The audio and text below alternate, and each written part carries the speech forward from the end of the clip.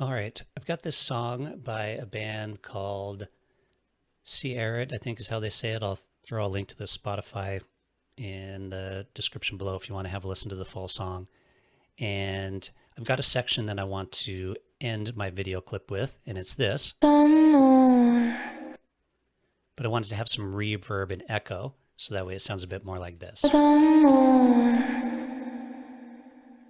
Sounds cool, right?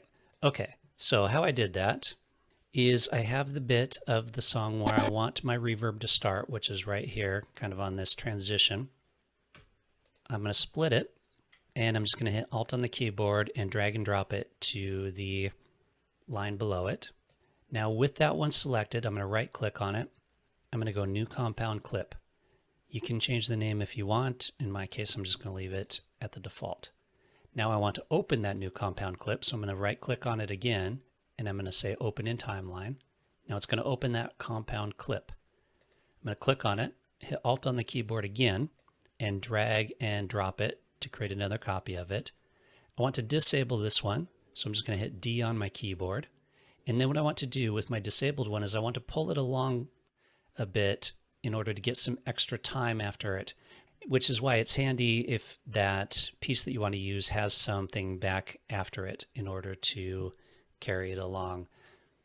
If it doesn't, then you'll need to add something. Okay, I'm going to go back to my original timeline.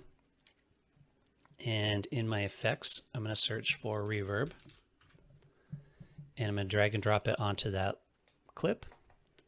When it opens the dialog window, I want to adjust my room size. I don't want it to be too large in this case, so I'm going to bring it down maybe, let's say, around 99 for the size, around there you can see, but play with your own and see how you like it for whatever of a reverb effect you want to use in regards to that room size. Make sure to increase your reverb time to the max. Close that window.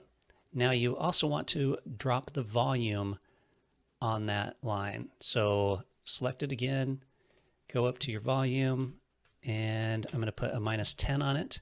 And finally, what I want to do is I want to drag it out to where I want it to end at. And now, watch what happens. And that's it. That's how you add reverb in DaVinci Resolve. Hopefully it works well for you.